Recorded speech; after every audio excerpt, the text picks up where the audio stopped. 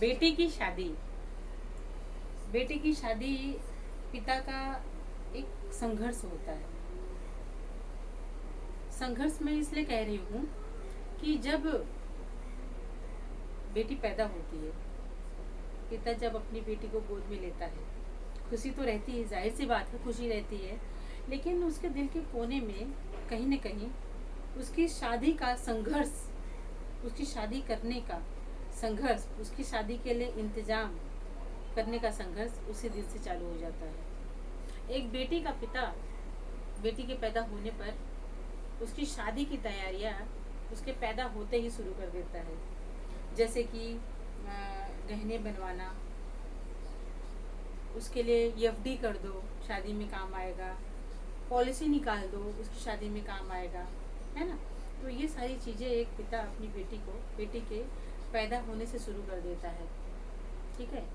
फिर बेटी धीरे धीरे बेटी की सारी इच्छाएं, जैसे छोटी छोटी जो ज़रूरतें होती हैं, खुशियाँ होती हैं, एक पिता अपनी बेटी का सारी चीज़ें पूरी करता है, पढ़ाई लिखाई से लेके उनके शौक श्रृंगार से जो चीज़ें जुड़ी होती हैं, सारा एक पिता अपने लिए, मैं जैसे एक सामान्य परिवार की बात कर रही हूँ, एक पिता अपने लिए वो मतलब कपड़े लेना भूल जाएगा, अपने लिए ज़रूरत का सामान लेना भूल जाएगा क्या, भूल जाए की जगह पे मैं ये कहूँगी कि वो अपनी प्राथमिकता पीछे देता है अपनी बेटी के। पहले उसकी ज़रूरत को पूरी करता है, उसके सपने, जो उसकी इच्छाएं, पहले उसको पूरी करता है। और कहीं ना कहीं एक पिता को पता होता है कि मेरी बेटी ज़्यादा से ज़्यादा मेरे पास 20 साल, 25 साल, 26 साल, 27-28 साल, जो भी आज की मतलब आज के डेट में जो ये चल रही है बच्चों की शादी की, 25, 26, 27, इससे ज़्यादा मेरी बेटी मेरे पास नहीं रहेगी, फिर वो दिन शादी करके चली जाएगी। तो एक पिता इतनी भरसक कोशिश करता है कि जब तक मेरी बेटी मेरे पास है, मैं जितना भी काबिल हूँ, जिस भी लायक हूँ फाइनेंशियली, मैं जिस भी लायक हूँ, मैं अपनी बेटी के सपनों को पूरा करने की कोशिश करूँगा। फिर ऐसे करते करते फिर बेटी एक दिन बड़ी हो जाती है और बेटी का शादी की उम्र हो जाती है, और बेटी के लिए पिता लड़का देखना शुरू करता है। और लड़का ऐसे देखता है कि मेरी बेटी को जिस तरीके से मैंने पाला पोसा है ना, उसी तरीके से जिस इंसान को मैं अपनी बेटी सौंपूँ, यानी जिस लड़के को मैं अपनी बेटी कन्यादान में दूँ, वो लड़का भी मेरी बेटी को उस तरीके से संभाले, उसके सपनों का ध्यान रखे, उसकी इच्छाओं का ध्यान रखे, उसकी तकलीफ़ों का ध्यान रखे, उसके अरमानों का ध्यान रखे, उसके मान सम्मान का ध्यान रखे।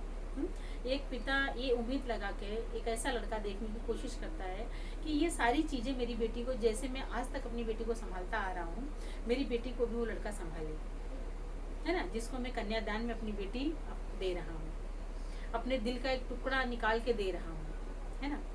क्योंकि जब बेटी की शादी होती है, मैंने एक वीडियो देखा था, बेटी की शादी में बेटी के पिता ने सारी सारी व्यवस्था की थी, सारी स्टेज अच्छे से डेकोरेशन, बारातियों का स्वागत, खान पान, हर तरीके से।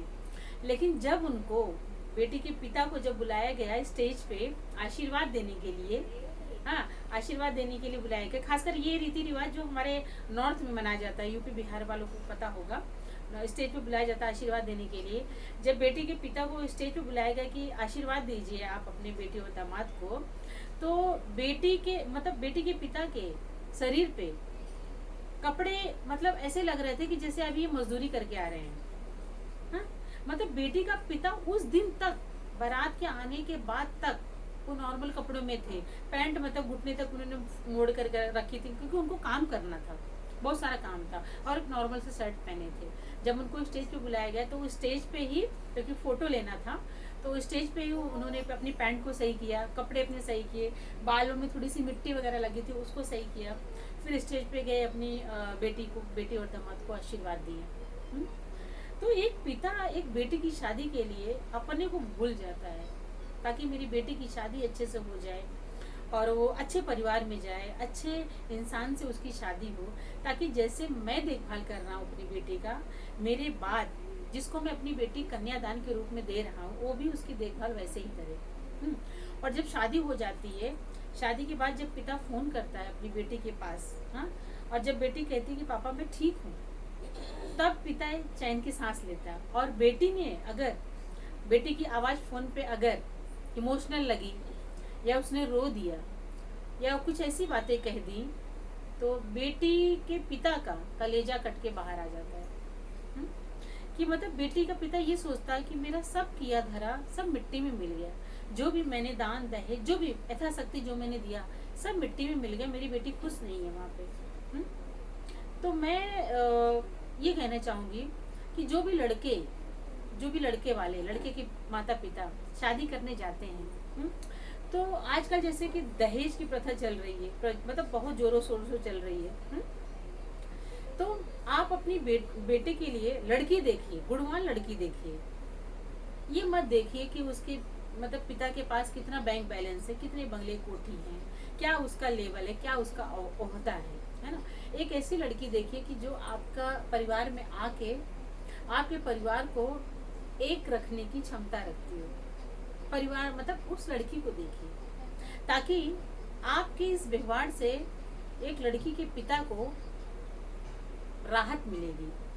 उसके ऊपर मतलब उस बोझ नहीं रहेगा दिमाग पे कि नहीं मुझे इतना दहेज जुटाना है, मुझे इतना दहेज जुटाना है, नहीं तो मेरी बेटी को मतलब परेशानी होगी वहाँ पे। अगर मैं कुछ दहेज नहीं दे पाए तो मेरी बेटी को परेशानी होगी। लेकिन दुख की बात यह है कि आजकल के समाज में पढ़े लिखे होने के बावजूद माता पिता को छोड़ो, खुद लड़के भी दहेज की इच्छा रखते हैं। जो ऐसे लड़के भी जो खुद कैपेबल हैं और अच्छी खासी इनकम मतलब कमा रहे हैं, वो भी इच्छा रखते हैं कि मेरे ससुर ने मुझे दहेज नहीं दिया ठीक से, मुझे बहुत सस्ती चीज़ें दी हैं। एक पिता, जैसे कि मैंने पहले भी कहा कि एक पिता अपनी भरसक कोशिश करता कि यथाशक्ति में सारी चीज़ें अपनी बेटी को दूँ, सारी सुख सुविधाओं के सामान दूँ, सारी चीज़ें मतलब जो भी दहेज में दी जा सकती है, ताकि मेरी बेटी को कुछ सुनने को ना मिले, कुछ असुविधा ना हो मेरी बेटी के ससुराल में। लेकिन फिर भी लोग दहेज के लोभ में पड़े हुए हैं। और मुझे ये समझ में नहीं आता है, क्या आपके घर में भी बेटी है? हाँ? आप अपनी मतलब बेटी के पिता, जिसको बहू लेने आप गए हैं, उसके पिता की जगह पे अपने आप को रख के सोचिए कि कल आपकी भी सिचुएशन, आप भी इसी जगह होंगे जो आज आपके बहू के पिता हैं जिस जगह पे, आप भी कल उसी जगह होंगे। तो जरा सोचिए और समझिए, ठीक है। अगर समाज में से विवाह हो और बेटी का पिता अपनी यथाशक्ति आपका स्वागत सत्कार करे, और एक बात मैं कहना चाहूँगी, क्योंकि बेटी का पिता आपको ऐसा देगा, आपसे लेगा नहीं। यथाशक्ति जो होगा वो आपको देगा ही, आपसे कुछ भी नहीं लेगा, है ना। तो देने वाला है, और लड़के वाले जो होते हैं वो आप लेने वाले होते हैं, है कि नहीं। आपको बेटी के साथ में बहुत कुछ देता है, तो उसका सम्मान कीजिए। और कुछ बाराती, कुछ लोग ऐसे जाते हैं शादी में, चाहे घर लड़की की तरफ से चाहे लड़के की तरफ से, खाने की बुराई करेंगे, अरे खाना ऐसा था, स्टार्टर ऐसा था, ये ऐसा था, वो ऐसा था। तो मैं बता दूं कि उस खाने की तैयारी उसके पिता ने, बेटी के पिता ने जब उसके पैदा होने से शुरू कर दी थी। तो उस खाने की कभी बुराई, किसी भी शादी में आप जाओ, कभी भी खाने की बुराई मत करो, क्योंकि हो सकता है खाना बनाने वालों से भाई गलती हो सकती, नमक ज़्यादा हो जाए, मिर्च ज़्यादा हो जाए या कम हो जाए, लेकिन उस खाने की तैयारी उस बेटी के पिता ने उसके पैदा होते ही शुरू कर दी।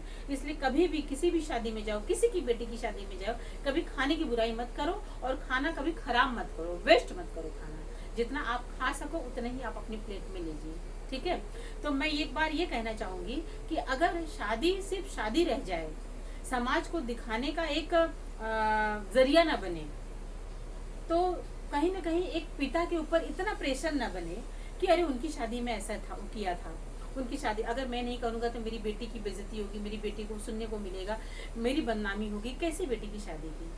तो मैं ऐसे समाज से कहना चाहूँगी, समाज के लोगों से कहना चाहूँगी कि प्लीज़ आप दुल्हन लेने जाइए, किसी की बेटी लेने जा रहे हैं, आप लेने वाले हैं और देने वाला सामने वाला है, तो उसकी रिस्पेक्ट कीजिए, उसका आदर सम्मान कीजिए, ठीक है। तो बेटी को मतलब बहू बना कर ले जाइए, धन संपत्ति समझ के नहीं, सिर्फ बहू समझिए, धन संपत्ति का जरिया मत समझिए, ठीक है। तो बहू जाने के बाद अगर आप ऐसा सोच रखेंगे, बहू जाने के बाद आपका घर खुशियों से भर देगी। और बहुओं को भी मैं कहूँगी कि आपके अगर ससुराल वाले आपके पिता की फीलिंग को समझते हैं, आपकी फीलिंग को समझते हैं, तो आपका भी फर्ज बनता है कि आप अपने सास ससुर और अपने पति, जितने भी घर के लोग हैं आपके ससुराल वाले, उनकी फीलिंग भी समझिए आप। ठीक है। जय माता दी।